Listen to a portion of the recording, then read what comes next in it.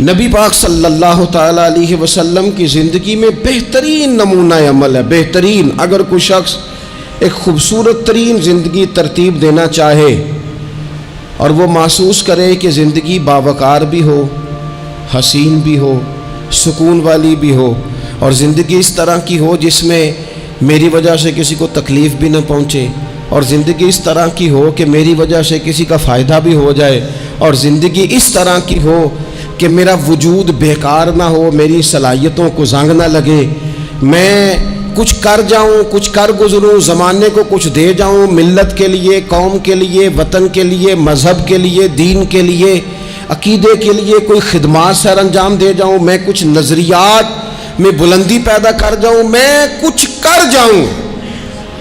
اگر کچھ چاہے کہ میں کچھ کر جاؤں تو لقد کان لکم فی رسول اللہ اسوۃ حسنہ، پر اس کے لیے میرے نبی پاک کی زندگی ایک بہترین نمونہ ہے، بہترین نمونہ۔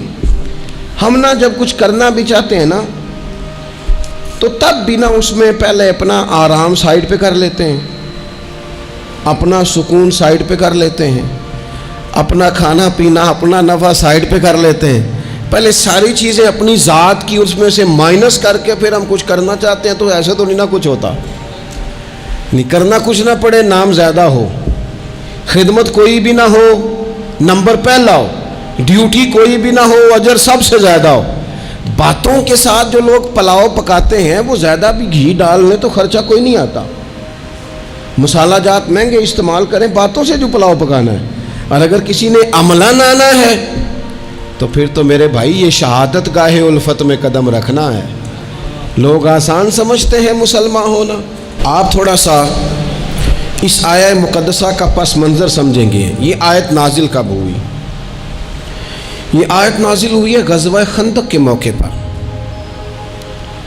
سارے عرب قبائل جمع ہو کے یک بارگی انہوں نے حملہ کر دیا مدینہ طیبہ پہ،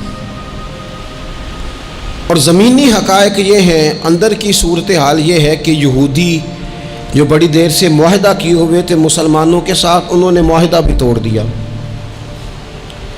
منافقین مدینہ طیبہ میں جو بڑا اظہار کرتے تھے ظاہری جملوں اور لفظوں کے ساتھ، وہ پیچھے ہو گئے۔ قحط کا زمانہ ہے، معاشی حالات بھی بڑے سخت ہیں۔ اب ان حالات میں سارے کا سارا عرب کفر جو ہے وہ جمع ہو کے آ گیا۔ اب حضور نے ان کے خلاف کھڑے ہونا ہے، صحابہ کو جمع کیا گیا، مشاورت کی گئی، اب کیا کیا جائے۔ حضرت سلمان فارسی رضی اللہ تعالیٰ عنہ نے مشورہ دیا کہ یا رسول اللہ صلی اللہ تعالیٰ علیہ وسلم، ہمارے علاقے میں یوں ہوتا ہے کہ جب اس طرح کا معاملہ ہو تو خندق کھودی جاتی ہے، اس میں آگ جلائی جاتی ہے اور پھر دشمن سے مقابلہ کیا جاتا ہے۔ اب خندق کھودنی ہے اور اتنی بڑی کھودنی ہے کہ گھوڑا اس کو کراس نہ کر سکے، تو اس کے لیے بھی تو اسباب چاہیے۔ یعنی اندر بھی حالات اس طرح کے نہیں ہیں، جو مدینہ طیبہ کے اندر جو آبادیاں موجود ہیں وہ بھی سارے ظاہری طور پر ساتھ چھوڑ چکے ہیں، اور سامنے جو لوگ آئے ہیں وہ سارے جمع ہو کے یکبارگی آئے۔ اب مقابلہ ہے اور مالی حالات بھی کمزور ہیں۔ حضور نے فرمایا کھودو بھائی خندق۔ کیا غریبوں کے بچے صرف دکھ اٹھائیں گے؟ مسکینوں کے بچے صرف دنیا میں دکھ اٹھائیں گے؟ حضور نے لوگوں کی اس بات کو غلط کیا۔ جس طرح باقی لوگ خندق کھودنے میں مشغول تھے، اللہ کے رسول خود بھی مشغول ہو گئے۔ لوگ جیسے اندر سے مٹی اٹھا اٹھا کے خندق سے باہر لاتے تھے، نبی کریم بھی اٹھا کے باہر لاتے تھے۔ جتنی محنت دوسرے کر رہے تھے حضور اس سے ڈبل کر رہے تھے، بلکہ صحابہ فرماتے ہیں درمیان میں کچھ ایسی چٹانیں آئیں جو ہم سے نہیں ٹوٹتی تھی، تو حضور نے فرمایا مجھے دونا تھوڑا، مجھے دونا اوزار، میں تمہیں توڑ کے دیتا ہوں۔ حضور نے باقاعدہ عملاً اس میں کام کیا۔ اور جب ہم نے کہا نا یا رسول اللہ ہم نے تو بھوک کی وجہ سے پیٹ پہ پتھر باندھے ہیں، تو حضور نے کپڑا ہٹا کے کہا تم نے اگر ایک باندھا ہے تو میں نے دو باندھے ہوئے ہیں۔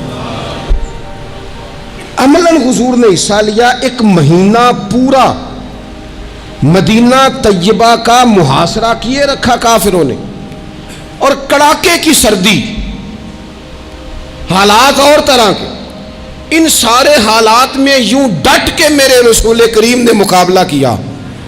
یوں ڈٹ کے مقابلہ کیا کہ وہ جو آئے تھے نا مہینہ پورے کے لیے اور سارے جمع ہو کے آئے تھے، نتیجہ یہ نکلا کہ وہ ایک دوسرے کو برا بھلا کہنے لگے. تو غدار ہے، دوسرا قبیلہ کہتا تو غدار ہے، تو نے کہا تھا جیت جائیں گے، تو ہمیں لے کے آیا تھا، تو نے شرارت کی تھی. ایک مہینہ محاصرہ کرنے کے بعد وہ سارے وہاں سے خائب و خاسر ہو کر ذلیل و رسوا ہو کے نکل گئے.